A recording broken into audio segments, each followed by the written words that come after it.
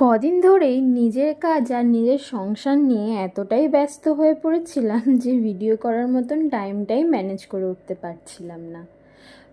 না ভিডিও করতে পারছিলাম না এটা বলা কিন্তু ভুল হবে। অ্যাকচুয়ালি ভিডিও আমি রোজই করি, বাট ভিডিওটা এডিট করার মতন সময় একদমই বার করে উঠতে পারছিলাম না।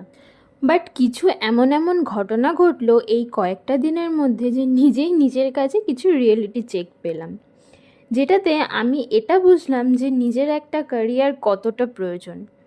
তাই এই কিছুদিন বাবদ ধরে নিজেকে নিয়ে একটু বেশি ব্যস্ত হয়েছিলাম, যার জন্য কোনো ভিডিও এডিট করার মতন সময় করে উঠতে পারিনি।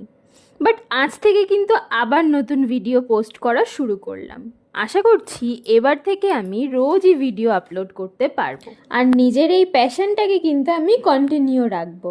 তো আজকের মতো এখানেই টাটা তোমাদেরকে, আবার দেখা হবে নতুন কোনো ভিডিওতে। বাই।